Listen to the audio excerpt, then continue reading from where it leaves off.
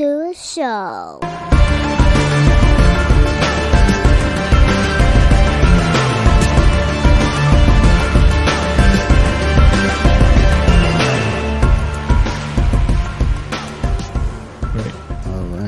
We're going to try this again because last time we did this, we didn't have the microphones plugged. We were talking plugged in today, Dante? Yeah, everything's set. We're about to get into this wine because, let me tell you, it's a Saturday night. It's going to be a long night. Got a lot of recording to do tonight. And I'm going to tell you right now, if this wine is not good, if it's bad, it looks like it's a vodka night. It's Black Box? Is that Red Sangria? Yeah. Yeah. Is that a sponsor, Dante? I'm not of the skull face ilk where I'm like, let me get some of those fancy wines. They're like Boda Box. What is that? Boda Box? What is that? Sure. I don't know. Laura and Bobby are all about their box wine. Their wine, it's good. It's just like, look, y'all on a different level. I'm drinking for sport. Sometimes that's what Bobby drinks for as well. Like, I'm drinking to get to a destination. I was talking to someone about that shit recently, and I was like, I think it was at Thanksgiving because my cousin brought some wine and my brother-in-law was like, oh, it smells like cough syrup. I was like, it tastes like cough syrup. But it's not about the taste. It's about getting there. I was like, I'm here for a journey, not the taste. And let me tell you, not good. I was like, you may as well just get some fucking Thunderbird in this bitch. Shit is Thunderbird, damn, dude. Thunderbird is a nightmare. Like, it seems good in the moment. It's not good in the moment. But like after the fact, the fucking heartburn that hits, it is aggressive. Like, that's how you know you're aging. No, Thunderbird gives you that heartburn. No, Thunderbird's giving me heartburn when I was fucking 20. And that shit was horrible. Thunderbird hits like the thickness of the syrup is just sits there and your chest is like, oh fuck, what do you do? It felt like my chest was about to fucking explode. I was just in pain. I was like, is this a heart attack? I need a fucking Alka-Seltzer. Yeah, it was rough. It was rough. So, as you all might know, Maryland Phil is back. Sorry folks, I'm back. We're back. Apologies. And this is another episode of Off the Mats Nerdcast because we did this a couple weeks ago and I fucked up. So we're going to come back and do it again. We're going to try to run through this relatively quickly because we've got one, possibly two more episodes of some other stuff to record tonight. But hey, it's good to be here. It's good to have you back, Phil. Thank you for making the time and, just getting out here. Thank you. I appreciate it. It's always fun to come here. If you didn't make it, I was going to just dog you like fucking Phil. Dude. Fuck that dude. Hey. Oh, just fucking bail. Actually, no, shit's happening, but I made it. Actually, no, I will say this, though. Amount of time. If Teresa wasn't going to make it for the next recording, I was going to be like, fuck her. She's off the team. Like, anyone that just fucks up, I'm just going to be like, they're off the team. And I'm going to text back, like, hey, can you make it next week? Hey. Well, you didn't clown on Joe too much. Well, because we got to go to Joe's house to do it. Like, we can't really be mad at Joe. We're just like, fuck. Like, Joe doesn't leave his house. We got to record in a fucking parking lot tonight, I guess. Like some fucking peasants. So anyhow, we're back here for episode, I want to say, I have no idea. 13 for the Nerdcast. Nerdcast. So we're going to talk about... have you started social media for Nerdcast yet? No. Dude, there's come on, you're the social media... if you run it, like, yeah, I'm not doing it. I already post for Nerd Rage and that goes nowhere. So, I will let you know. Nerdcast will go a lot further, but I can't do it. I barely do Off the Mats social media anymore. Like, I post episode and a couple pieces of content, and then so you like horror, I do it Monday, Wednesday, Friday, and that's almost too much for me. I see more of those hits on my stuff for social media for. Just in following you. And then BJJ Wiki is every day. Yeah. Well, that's the big one. Weekends, I don't necessarily post unless I miss Friday. Then I'll post on like Saturday and Sunday, which I think I still have one more post to do. But either way, maybe it'll happen one day. I've got another show I do potentially in the works too. So damn, the podcaster master. We'll see how my master podcaster, how my life goes. I don't know. But anyhow. So, yeah, we're going to be talking about the Marvels. So, the big thing I'm going to start off and say about this is that there's a lot of, like, just social media talk about it and how people are dogging the movie. The thing is, people who haven't seen the movie are dogging it. So, do with that information what you will. I'll tell you what I'll do with it. I'll tell them to go fuck themselves. I hate people who talk about some shit they haven't seen. It's like, oh, it's going to be bad. And it's like, it's fine. It's fine. It was quite enjoyable, as a matter of fact. I walked out of that theater kind of with a smile on my face. I walked out a little bit pleasantly surprised. Probably because my expectations going in were very, very low. Yes, same. So you know what? Hey, you know what? I probably had... I recently saw Napoleon, and I went in with very high expectations because of my love of the director and the two main stars, and that was very mid for me. It was not terrible, but it should have been a lot better than it actually was, considering the length of time. So, I mean, I always think about anything that I go to see. There's very, very few things that I will say are really, really bad. Halloween Ends might be the worst of the worst for me. And even with that, I still try to give some positivity to it because I don't think the story in itself was bad if you disconnect Michael Myers from the story. Yeah, but Michael you label Myers, that as a Halloween movie and Michael Myers is like, this is not good. This doesn't go in the right direction. Yeah. So, I mean, there's a good movie in there with some severe editing and taking away the name and calling it something else, which is basically changing the entire film. Corey on so the if you motorcycle. did all of that, then fine. Yeah. It's a good horror movie of some type. It's just not a good Halloween Michael Myers film at all. Correct. And with that information, I do say that about the Marvels as well. Even though, yes, I went in with the lowest of expectations, but I still want to come out of this with something positive to say. And surprisingly, I have a decent amount of positive. Yeah. So, I don't want to do a run through. The people who can do like a full run through and recalling of a movie, that's a talent, dude. I'm proud of you motherfuckers, yo. Y'all are so good. I think they're scrolling on their phone, going through notes when they do that. I don't know. I be recording with Shoki. I don't be seeing him with no notes, man. That dude just be going. I'm like, damn, dude. Sure, Shoki loves to talk. I'll give that. I'll give him that. But no, it's like he him recalling the movie and kind of playing it back to me. I was like, damn, dude, good for you. But yeah, I do know there are some cats you can tell they're reading from Wikipedia. Because I was reading along with them,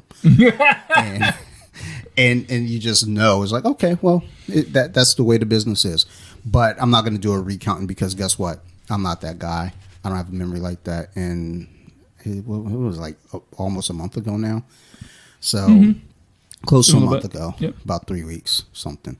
So anyhow, we can really just kind of jump into some good, bad, ugly, and like really extend that a little bit more. So give me some good from this movie that you had.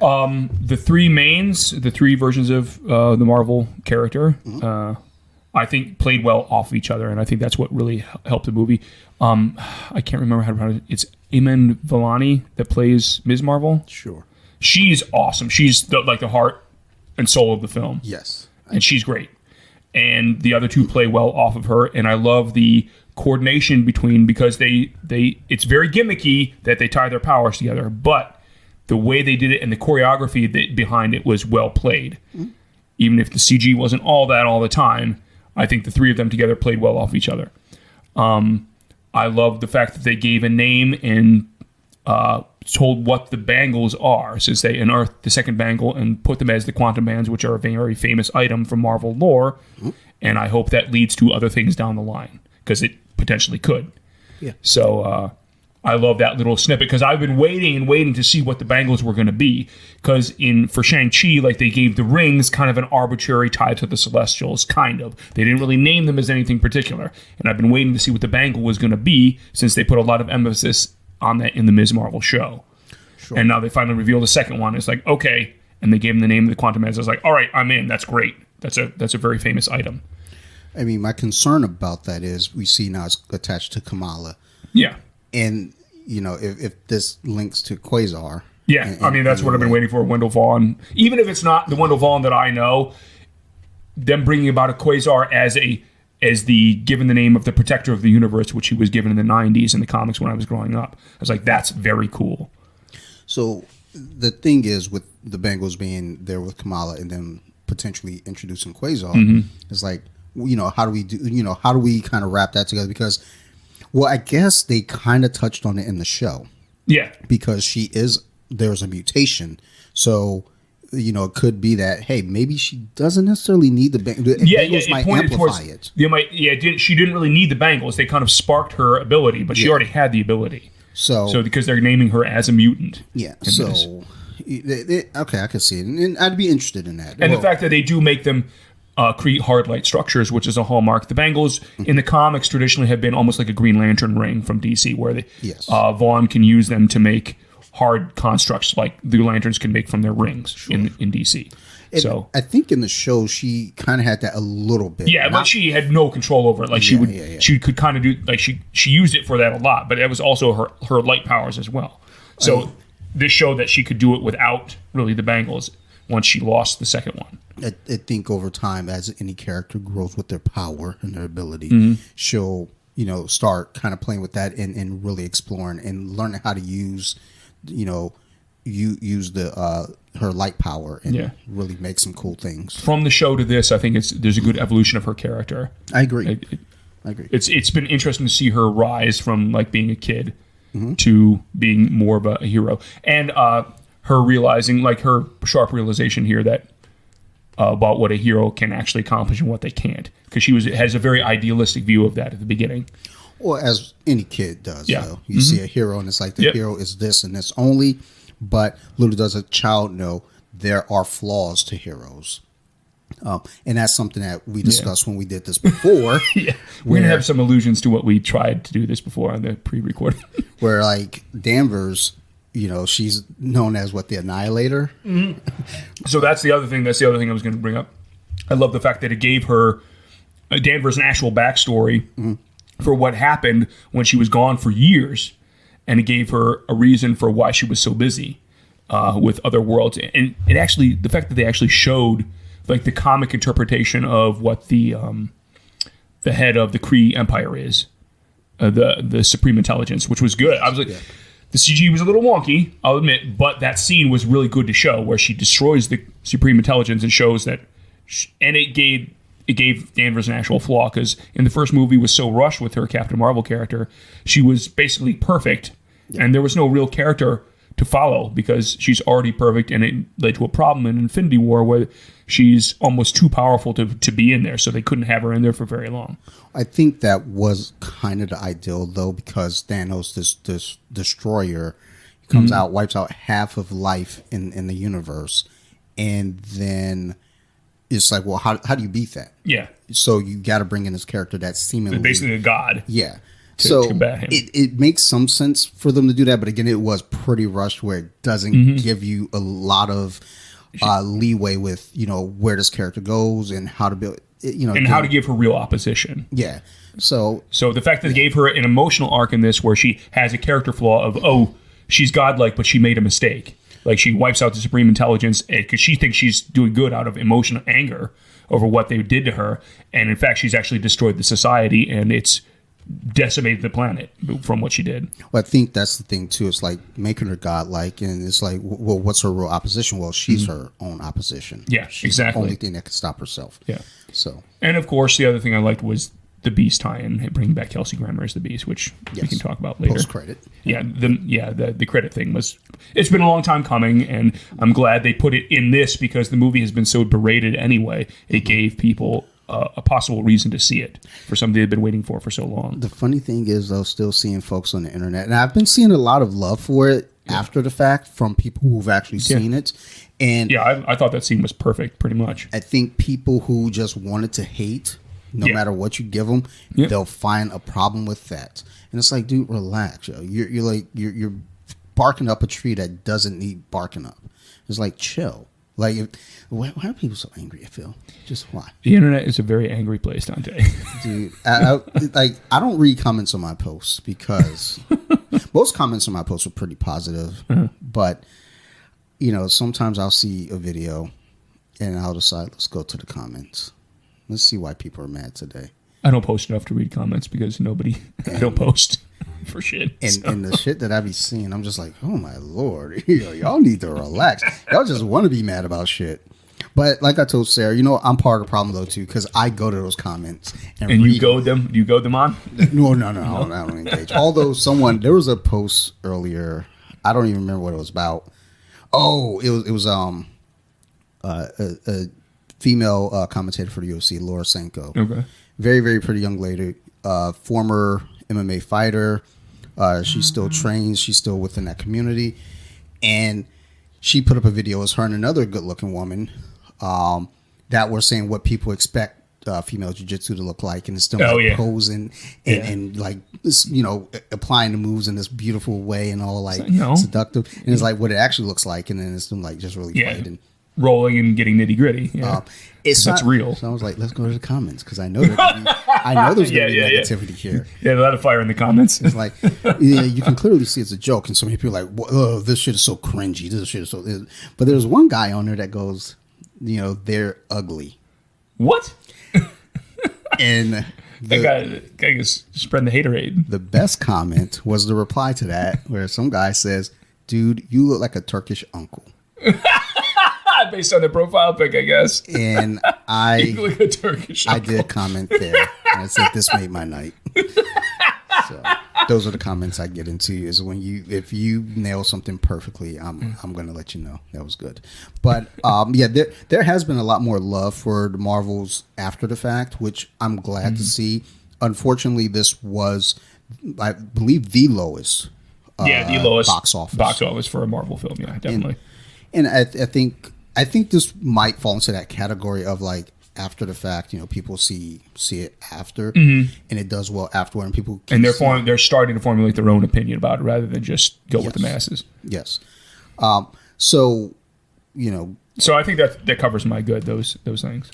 So good that I have for it is Kamala Khan. Like, there's this thing about the character where it's like, it's not, I don't want to say it's obnoxious. It's she fits perfect, and it's charming, but it's like this like mild obnoxiousness where it's like, it's kind of annoying, but you're playing. She's supposed to be that. So it was played very well. Yeah. So I enjoyed that greatly. Oh, I always forgot. After with all the heat the movie has gotten, they did an interview, and they did an interview with her, with Iman, and her response was perfect. Yeah. Like, she didn't even entertain it. She's like, I'm an actor. I did my job. I think I did my job well. All this other horseshit, that's Kevin Feige's problem.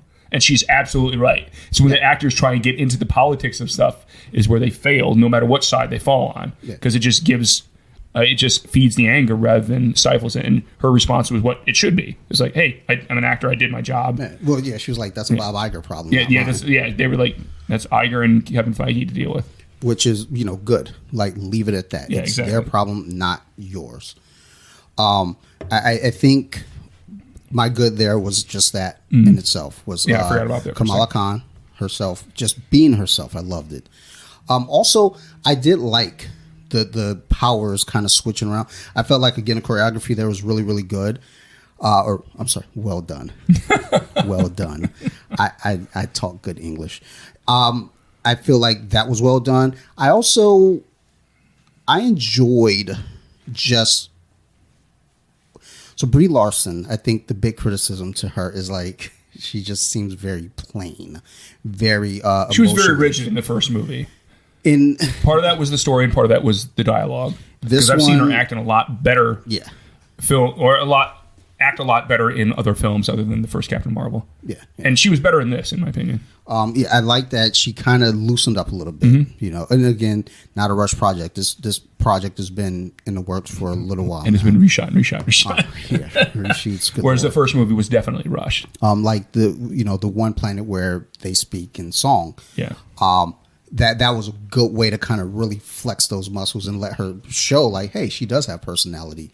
You know, for those who may have only known her for this, which is weird because she was famous before. Yeah. So, but one of the things that I'm sorry, I'm distracted because our other podcast guests showed up and like they're moving, instead of just, you know, placing themselves over there to not distract, they place themselves here to now I can't fucking think of my next thing. But no, one of the things that, you know, I think about with this character is just like, she's supposed to be this world beater, just like greatly. And when you think about the comic book too, how fucking great the character is in the comic, and it's just like coming to this, it's like, it's kind of like, it really, y'all want to go at her? But I feel like they're moving in a direction now with this character where it's like, okay, we can start building off of this, hopefully. Yeah, we'll see. We'll see what happens. One thing that stood out is prior to the movie coming out, there are all these rumors about what the movie would be like. One of the rumors was, it's going to be a musical. Well, yeah. Somebody leaked a small snippet of that scene, and to be fair, there's probably a lot more to that scene that got edited out. I'm sure, but some asshole was like, "Oh my god, they're going to do a musical!" And then someone also said that, it's going to be very much done like Ms. Marvel, the TV show. Like, because they probably saw the scene with the parents. It opened with her like kind of sketching. I thought that was a great way to open it. Yeah. Well, I mean, it's a good continuation. Yeah, of the show because she's the audience perspective anyway, since she's the newer character. Yep. So, those are some of my goods. I'm trying to think of any other good things. I mean, the post-credit obviously was good. I thought it was a cute nod to how the whole franchise started when she imitated Nick Fury after she stole the tablet. Yeah, it's cool. Very, very true. That was very cute. True. Yeah. It was a good introduction of the Young Avengers concept, which all the hardcore fans knew was coming anyway, but it was a good way to do it. And then, I don't know the actress who plays Rambo. I forget. A couple of scenes, he caught her, caught a shot from behind. I was like, damn, girl, look at you doing your squats. But there are a couple other shots where it looked like she was wearing a diaper. So they need to work on that CGI. The black girl magic line from Nick Fury, that was fucking hilarious when she finally learns to fly to save. Yeah. She's like, he's like, you got to learn to fly right now. It's like, come on, black girl magic. I was dying. It was hilarious. I'm trying to think when did I go see this? I went to see it for work. I don't think dude, that must be a nice thing to go see a movie for work. I went to see Trolls the other day. What? How was it? Well, I saw it with my family the other week anyway, but I saw it again. I enjoyed it. I enjoyed it. That's definitely not a movie I'm going to go see, but... Phil, you don't need to let us know. You know. I'm going to trick you one day. Phil, come on over. We're going to watch this movie we're going to do a screening for. It's going to be Trolls 5. It's like, fuck! My God. And I'm going to block the doors off. Hey, at least I didn't pay for it. True. But, yeah, when we went to see it, it was also early morning, so it wasn't really crowded. There were more people there than I thought would be there, but it definitely it's wasn't. big kids draw. Well, no, not Trolls. I'm talking about Marvels. Oh, okay. No, when we went to see Trolls, it wasn't that crowded. School was out for the kids, there was enough people there to annoy me. But actually, no. There was only a couple of us there. It was my family, and then there was another family there. So we're good. We're good. All right. But then when I went to see it for work, I looked at the theater, no one there. So I booked our 3 seats, and then I saw a family coming in after us. I was like, these motherfuckers going to see Trolls. No, these fucking kids going to be talking all through the movie. I'm going to have to throw something at this little motherfucker. But no, they were good kids too. No, good. Oh, the mom was cute. So give me some bad. Bad. The CG was in and out for me. Like, some of it looked really good. Like, they obviously spent money on what Beast looked like at the very end because they knew that was going to be a touch point. Yeah. And I think some of the choreography looked pretty well when they were switching powers, but there was some other stuff that was very green screenish, kind of like in Doctor Strange Multiverse of Madness. I think it had a lot of the same problem. I went back to watch that recently. I'm sorry. You did? Oh yeah. Don't know why I went to watch it. Oh, you know what it was? It's because the way this movie opened, I had to go and confirm something with other movies because this movie kind of jumped right into the action. And I was like, is this just a thing? So I had to go back and look to see if all the other movies did. I know that Doctor Strange did it because I was annoyed by it. But Wakanda didn't do it. Wakanda did forever because it started with the funeral. Well, no, they started in action. Oh, yeah, that's right. Because T'Challa was dying. So, okay, that's true. Okay. But that's different. But it wasn't the same. That had a story that we all as fans kind of knew was coming. Yeah. So we had to get an explanation there. So that's fine. Plus, black folks. That's what we do. We start a story in the middle. Like, by the way, let me catch you up. Movies start in the middle and they backtrack a little bit. Pulp Fiction. Yeah, exactly. Pulp Fiction goes all over the place. We're not counting that right now. Like, relax. But yeah, I went back to watch Doctor Strange just to confirm something, and then I got angry because I think that's still we want a horror director. Like, you had Scott Derrickson. Yeah, like he does done mostly horror. Yeah, and y'all went and got Sam Raimi, and y'all got Evil Dead 4. Man, chill, son. Yeah, that's probably my most hated Marvel film at this point. It's Multiverse of Madness because that had such potential and they threw it away. Maybe I can't think of it. I can't think of one that I hate them. Maybe that might be it. They're the last 2 Thors for me. Okay, nope. I actually hated Thor: Love and Thunder. Love and Thunder was was terrible. It was pretty terrible. And Ragnarok because of what they did to my favorite character. One of my favorites in there. All right, sorry. Anyway, we're going off base. So yeah, bad. So bad CG. Bad. I'm on the fence with. I don't mind cats. I'm a cat person, but they kind of threw the kitchen sink in there, and that was some of the bad CG as well. Was the tentacles thing? I thought it was a cute idea, but I think they dove into it a little too much. I agree. Also, the other bad is Nick Fury has been relegated to an old man and not a cool character anymore, and that happened in Secret Invasion, and that's kind of sad to see him portrayed that way because Samuel L. Jackson is great at what he does. Well, also keep in mind though too. I mean the MCU. Back in 2008 and all the shit he's been doing over time. Yeah. Eventually, the old motherfucker got to slow down. That's true. But slow down, even as old as in the books, he's never really slowed down there. Because it's a comic book. Yeah, but if that's what you're portraying, you're trying to portray that character on screen. Like you can do all types of things. He's old in real life, dude. He's probably tired. I bet you took a lot of naps on set. I bet you green. I would probably take a lot of naps on set. He's tired of shit, son. I'm tired too. You're not as old as Sam Jackson. I'm standing up for Sam. Don't do this. But I get what you're saying though. Yeah. It kind of feels abrupt. Yeah. Because after Far From Home, it's almost kind of like he's been relegated to out in space and he hasn't done much at all. So the Secret Invasion was his time to shine, and he really didn't shine that much in there. Well, even with that being his time to shine, I don't know if that was even built for his time to. It seems like it should have been. Yeah, it should have been. But I think because he's never gotten his own movie. No. But I think they're like, look, let's go in a different direction with this and build, the stuff with the scroll and all that. And you're just kind of a catalyst to it, or a major cog to it, but you're not the major. Even though his face is on the front cover and everything. It's like, hey, we're presenting this. Yeah. But they've done that with plenty of things. I mean, I don't know if you've seen the cover of Scream, but Drew Barrymore's there. Yeah. I mean, she was a selling point for the film, even though she died. She was supposed to be Sydney. Yeah. And then she had scheduling conflicts. And they're like, okay, well, fuck you. We'll go get that chick from The Craft in Party of Five. Mm-hmm. And she was like, I'm not sure what you're showing me. I'm blind, even though I'm wearing glasses. I don't need no references. This is my show. Anyway, so that's my bad. Yes, Phil, you're bad. What's your bad? I'm sorry. What are you? I said CG and. Oh, okay. I thought you were saying, "Oh, my bad." Like I thought you were saying it. No. Oh, you're bad. So my bad.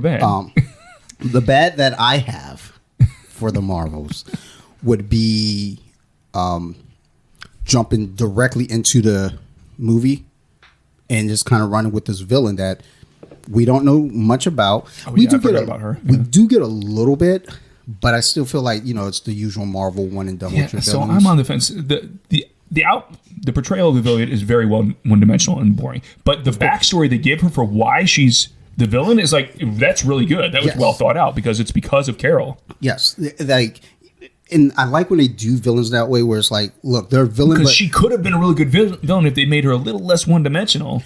Like she's a villain because she was made into a villain. Yeah, she wasn't a villain because she has nefarious intentions from the get go. Carol fucked her shit up. She's like, look, I am pissed. Fuck her. Number one, and number two, I'm going to steal resources from all the worlds that you call home. Yeah. So, that was very cheesy to me, but it wasn't. She's thinking with emotion. How they did it, like what her resource stealing was like. Really, this is emotions. Like what's that Destiny Child song, Emotions? Well, it's a cover from Kenny Rogers, but still, that shit, emotion. That should be hitting me sometimes. I be listening to that shit in the car. I start singing along, getting like tears in my eyes. That shit is strong, and that villain has strong emotions. So don't hate on her. Wait, is it my bad right now? This is your bad. Oh, my bad.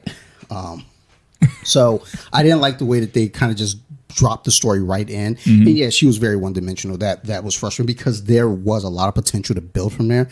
But this is the usual Marvel one-and-done villain thing that's frustrating because there are so many really, really good villains that they have that they've done this to, where it's like you could have a story, maybe not the sequel, but a couple movies down the line or a team-up movie or something later on that you can play with, and not saying that she's like on that level, but you don't know. because they didn't really give us any further instructions with her. It was just like, look, she's mad. She's going to do this. They're going to save the day. They win. Fuck her. And that gold tooth in the middle, that shit stressed me out. And it took a minute for me to realize what was going on. They did make up her to make her look a lot less pretty because she's Hiddleston's wife. She was still cute. Yeah. It's just that middle tooth. It was like, what the fuck? It's pretty wild. We're going to keep the lights off with this one. You're looking at that tooth. Shit gleaming in the light. Just that one single tooth. Because I saw the caps on the other teeth, like the molars. I was like, okay, I get it. But it's like, that's fucking weird. Why not just put a cap on like the two like front teeth, like a bunny rabbit? Like, I don't know, man. But yeah, that was one of my bads. The cat stuff was extremely obnoxious to me. I like the eggs portion, like the reveal of what that was. It was like, that was very Gremlins-like. And that's fine. But then the rest of it was just like, okay, wait a minute. These cats need to eat people, and then they're going to transport them back down. Okay, weird.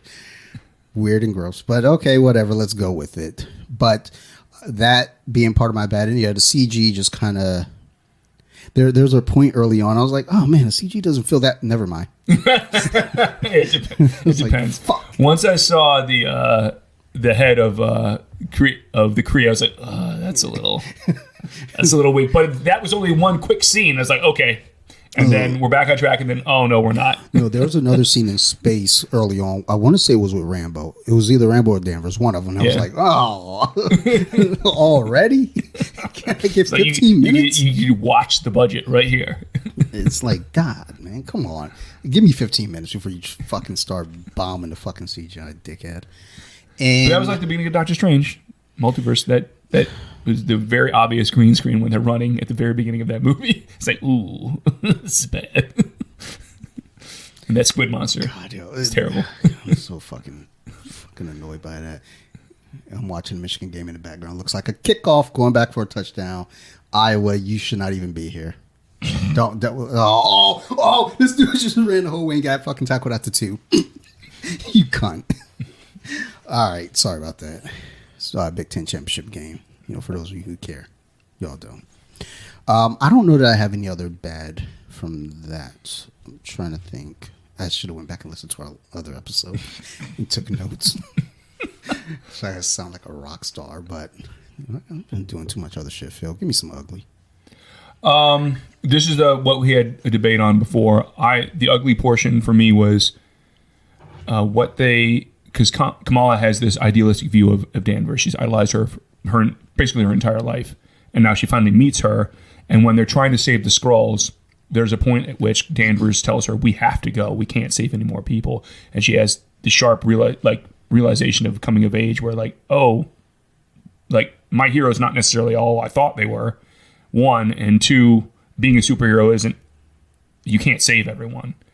And I think they could have run with that storyline a lot. It would have sidetracked the story, but I think that could have possibly been a better story than what the gimmicky stuff they were trying.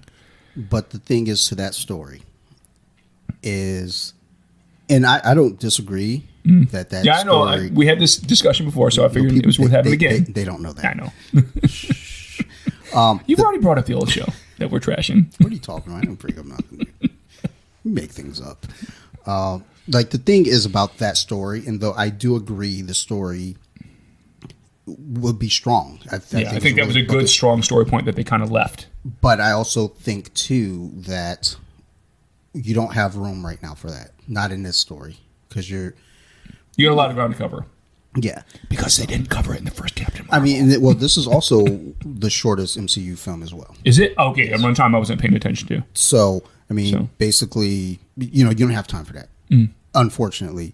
I mean, in reality... So, yeah, I'm wondering, like the song scene, I'm wondering how much hit the cutting room floor that people aren't aware of. For that story point. About how long do you think that was? About the film? No. Total? The song part. Oh, the song part was probably less than 5 minutes. Yeah, it was far less. I was going to say maybe 2. Yeah. No, just the singing part in itself. Yeah, the singing part was probably less than 5. Definitely less than 5. I mean, obviously, because it almost they continued it in the battle for the background people, but it almost seems like they forgot about it in a couple scenes because they had to have combatants, and there's like, oh, these people are using song. They would use song as a charge in battle too, and they sort of did that, and not in every bit. I think, even with that though too, they probably had a whole big number. Yeah. Like probably more than 5 minutes long of singing, and then the battle as well with some singing. So yeah, I mean, I'm sure we got a lot of stuff cut out of the movie just for the sake of kind of keeping it cohesive. Because there does get to a certain point with these films where you can have all this extra cool stuff, but a lot of it doesn't really have any relevance or payoff. It's just there to say, okay, it's cool. They show some love to that, but you don't got to show that much love to it. And I mean, the way that they did it seemed perfect, but again, to the ugly with that portion being ugly. I mean, I just feel like with this being the shortest film, he didn't really have room, to kind of even play with that. And who knows, maybe something of that maybe got cut out later. I doubt it, because it doesn't feel like they even made that as much of a relevant point there. As much as that could be something that they come back to later on with Kamala, now being in a hero role. And, kind of playing back to that, like, look, man, that broad over there didn't fucking save these other people. I got to do it. But also, that's something, again, as a kid, realizing you don't know what you don't know. It's like once she becomes a hero and has to be put in that situation herself, you understand, shit, I can't save them all. So it's a fair story point that you could build off of, but I just don't think they had enough time for it. Okay. I mean, well, I know they didn't have enough time for it because, I mean, it was the shortest MCU film. And also, where does it really fit into this story that they're doing? I mean, kind of, it could, but it could fit. Like a back end part of it, though. So, so yeah. That's my argument back. What, son? I think that's, other than, you could go on and on about the CG. So, but I already mentioned that, so that's pretty much it. And I think that's like the ugly. And yeah. So what was your ugly?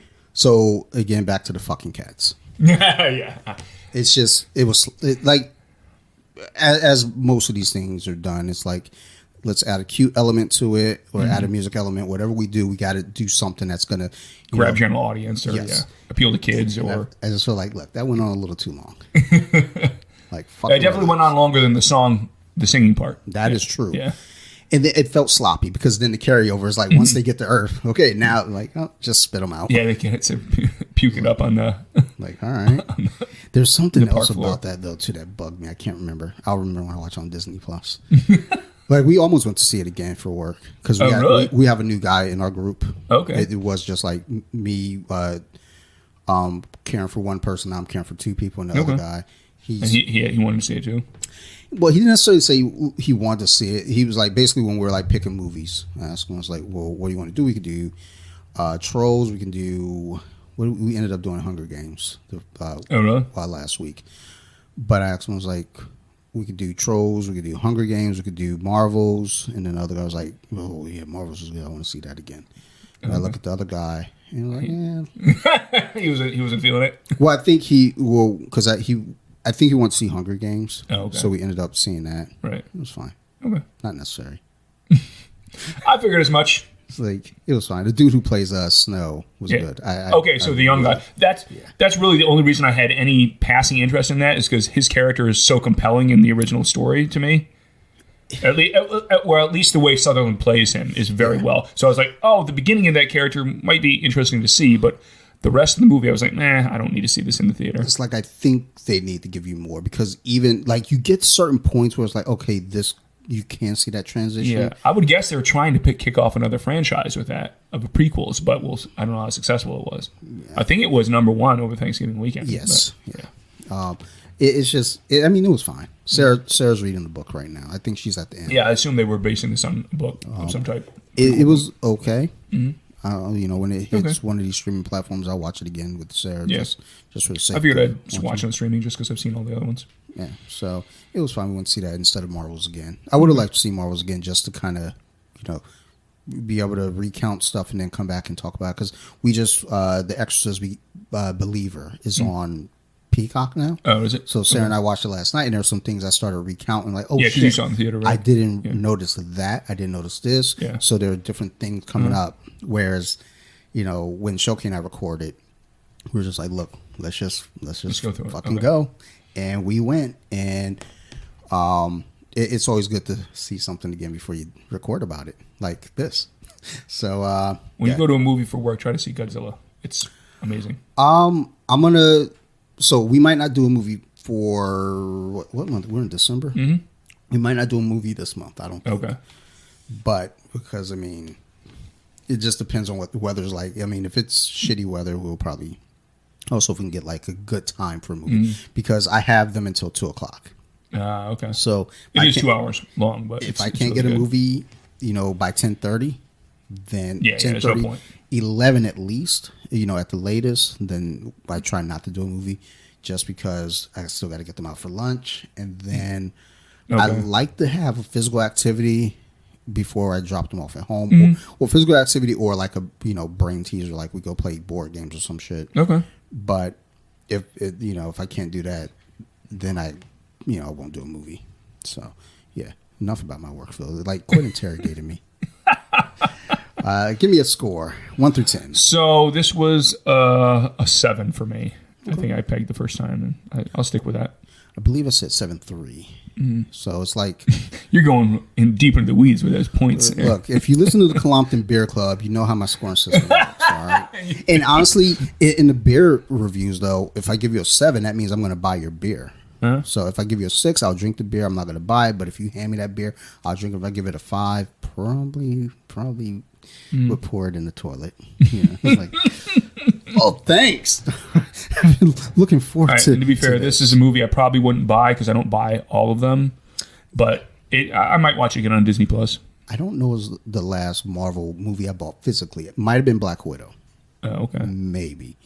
I know I bought a digital copy of No Way Home. Yeah, I bought it. I got one. I want of to get that, a physical copy of it Okay. because I actually just watched that the other night too. Because did you see the Goblin? I got Did you get the figure? It is cool. so I'm not I in was, for those, I don't think, but Phil, it looked really you good. gotta attack like that. Why you always attack? No, like it that? looked good, Like, but the way you said that made it sound like you're a dummy. You bought it, so no. So I've cut back with the Marvel Legends stuff, I have to. but some of that circumstance just because they haven't put out stuff I want, and others is because I have to because I'm trying to get other things that are more important to me. I went into Target to buy a board game, And they had 'em. for the guys. And Because I haven't seen them in the wild yet. there So. were 4 of them there, and I was like, I'm gonna grab this. But when they showed that on the Hasbro or whatever, I was like, oh, that's very well done. It looked like looks like a foe, it's good. and like they have all the little pieces. I was like, that's pretty cool that they're doing that. Glider's fucking cool. Did you dude. get Doc Ock or no? So I haven't seen him anywhere yet, but he's his own piece, right? In a bigger box. I mean, they looked like they did a good version of that as well. I will get Doc Ock when it's available. And then I got Goblin. I'll get Sandman. I mean, there's no word on Electro or Lizard, so whatever. Yeah. It'd be nice if you get all of those, but Yeah. Because they did all 3 Spider-Man from that, right? Yeah, at that Target, I actually saw all 3 of those. I saw the full wave. Okay. And Yeah, I just grabbed Goblin. Is it a Build-A-Figure wave or no? Okay. no, Yeah, it's just separate box, yeah. Yeah. So I grabbed I grabbed Goblin. I saw each of the other figures.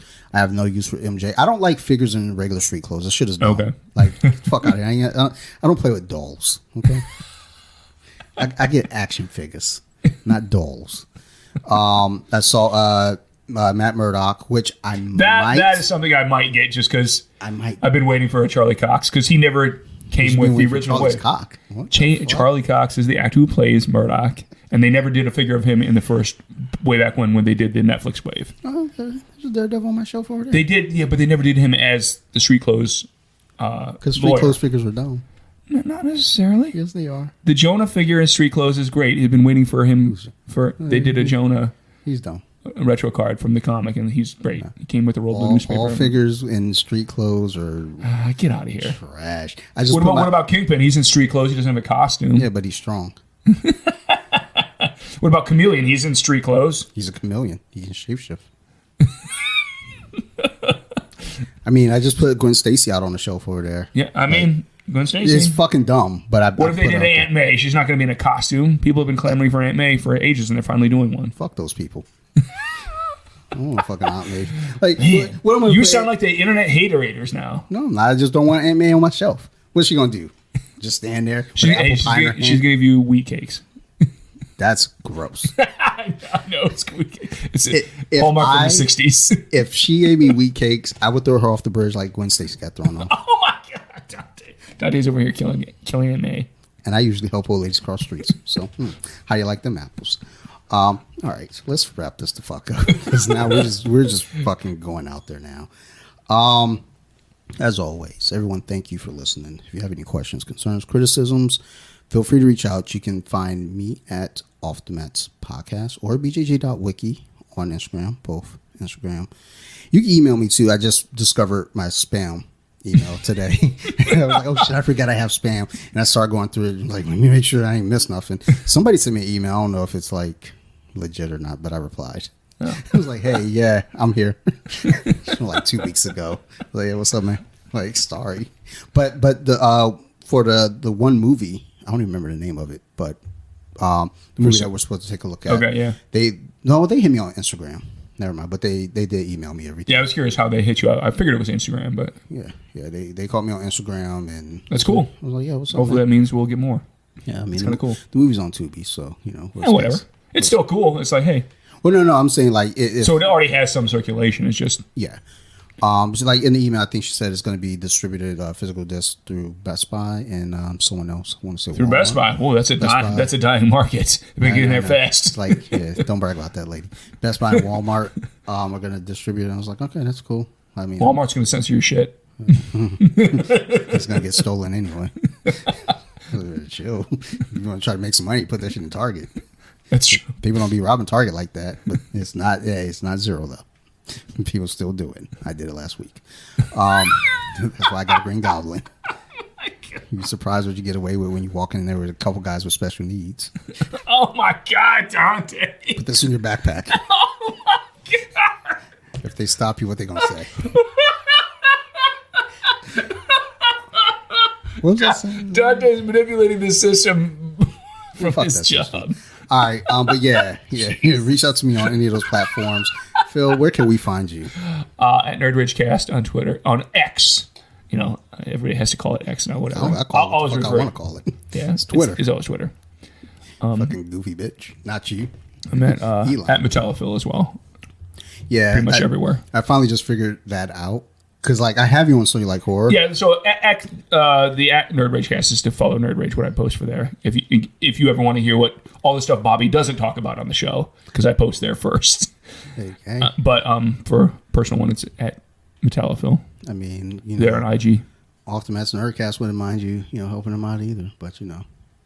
You're trying to start that now, huh? I mean, you mentioned it. So, I mean, since you mentioned it. I was teasing you because I know how much social media crap you already deal with. Like, I'm not going to do it, but, I mean, I wouldn't be mad if somebody else did it. So, you know. They might going to create its own. They might even get a T-shirt out of this shit. A T-shirt. Or a hoodie. I don't fucking know. What the fuck you want, son? But, yeah. That's where you can find Phil. That's where you can find me. And, yeah. Just reach out. Be cool about shit, too. Don't be a dick. Most y'all aren't. Everybody's been pretty cool, but every so often, I think Off the Mets on all the everywhere I've seen reviews is all 5 stars, so I appreciate y'all for that. So if y'all got Apple Podcasts, go leave a fucking review. Y'all can say words, too. You don't gotta just do the stars. Say some words. I'll read that shit out on air. I'll put you on blast, let you know how much we love you. And then Spotify, I think you just do a rating, which... I don't know. I think it's all 5 stars there. And what's the other one? Oh, So You Like Horror. I think I got I'm not sure. I can't see the reviews, but I see that I got a 4.4 rating. I was like, yo, fuck whoever didn't give me a full 5. Yeah. We're not going to give you quite 5. Not even 4.5. It's going to be 4.4. Hey, whoever that was. And I know you're probably not listening to this podcast. Come say that shit to my face. Come tell me my show's bad. They won't. I mean, they won't do that. I'd probably cry. Like, yo, but I'm trying my best. like I love horror movies. I'm just trying, but otherwise, thank you everybody. You guys keep listening, and we'll keep making these shows. Thank you everybody, and bye.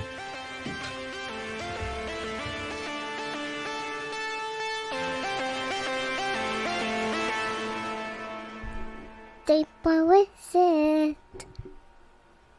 Now let me sing a song.